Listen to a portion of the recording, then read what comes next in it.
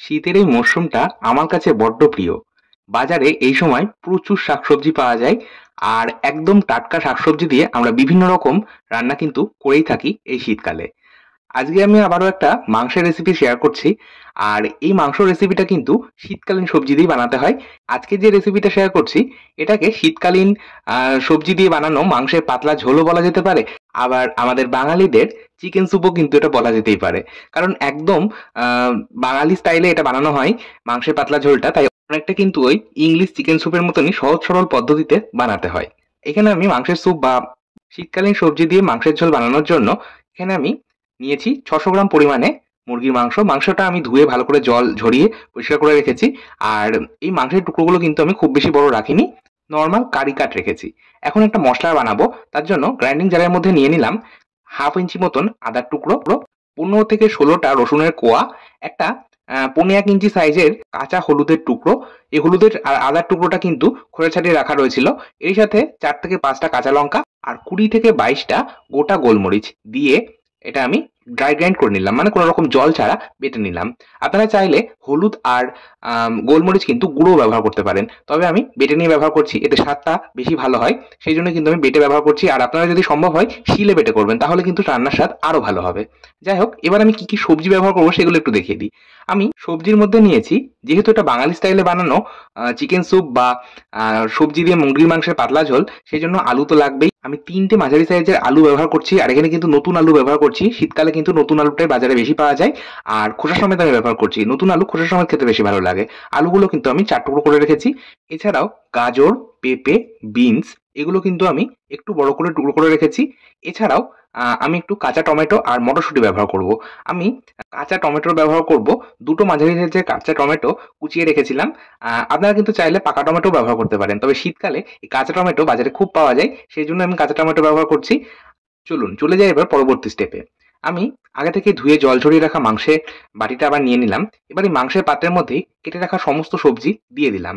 আচ্ছা, এরই মধ্যে আমি যে মশলার পেস্টটা বানিয়েছি সেই গ্রাইন্ড করে নেওয়া মশলাটাও কিন্তু দিয়ে দিলাম। এর সাথে আমি 2 থেকে আড়াই চা চামচ মতন লবণ দিচ্ছি। যেহেতু এতটা পরিমাণ মাংস আর সবজি রয়েছে, তাই আড়াই চা চামচ লবণ তো প্রয়োজন পড়বেই। তবে আপনারা কিন্তু নিজেদের স্বাদ মতন লবণ ব্যবহার করবেন। আর লবণ যদি পরে প্রয়োজন পড়ে সেক্ষেত্রে কিন্তু বাড়িয়ে বা কমিয়ে নেওয়া যেতেই পারে। যাই হোক, সমস্তটাকে এখন সুন্দর করে মাখিয়ে নিলাম। যেহেতু আজকে আমি এটা প্রেসার কুকারে বানাবো, সেই জন্য কিন্তু আমি সমস্ত কিছু একসাথে মাখিয়ে নিলাম। যদি আপনারা কড়াইয়ে বানাতে চান সেক্ষেত্রে সবজিগুলোকে আলাদা করে একটু ভেজে নেবেন।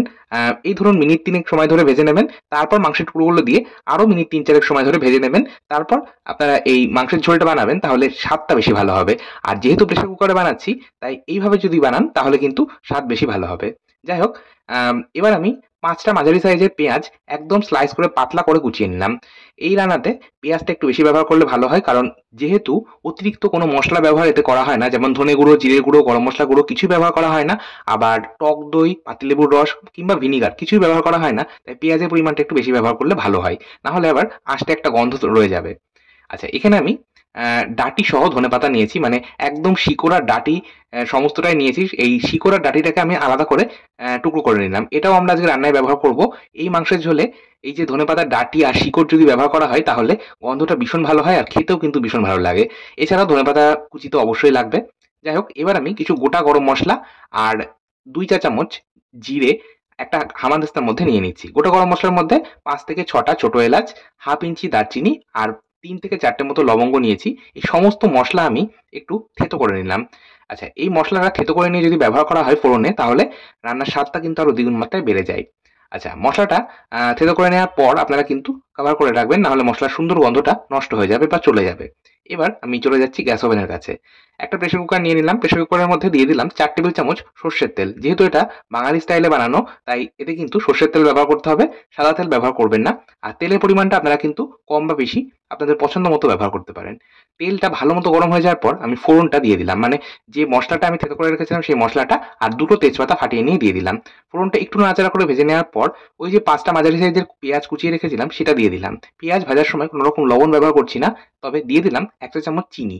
এইভাবে যদি একটু চিনি ব্যবহার করা হয়, তাহলে মাংসের ঝোলের কালারটা ভালো আসে, কারণ চিনি কিন্তু ক্যারামেলাইজ হয়ে একটা লালচে রং নিয়ে আসবে। এছাড়াও যেহেতু এত রকম সবজি ব্যবহার করা হচ্ছে, তাই সামান্য একটু চিনি ব্যবহার করলে রান্নার স্বাদটা ব্যালেন্স হবে আর খেতে কিন্তু আরো সুস্বাদু লাগবে।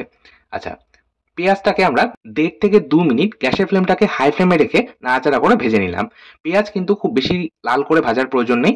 হালকা ব্রাউন রং ধরলে দিয়ে দিলাম সমস্তটা মানে মাংস আর সবজি যেটা আমরা আগে থেকেই মাখিয়ে রেখেছিলাম মসলা আর লবণের সাথে, সেটা সম্পূর্ণটা কিন্তু দিয়ে দিলাম। এর সাথে আমি ধনেপাতার ডাঁটি আর শিকড় যেটা আলাদা করে রেখেছিলাম সেটাও দিয়ে দিলাম। আচ্ছা, ধনেপাতার ডাঁটি আর শিকড়টা কিন্তু খুব ভালো করে পরিষ্কার করে নেবেন, কারণ এতে মাটি থাকে। খুব ভালো মতো এবার আমরা মিনিট ৩-৪ সময় ধরে গ্যাসের ফ্লেমটাকে হাই ফ্লেমে রেখে ভেজে নেব। আর এই ৩ থেকে ৪ মিনিট যে ভাজা হচ্ছে তাতেই কিন্তু মাংসটা আর সবজিগুলো হালকা ভাজা হয়ে যাবে।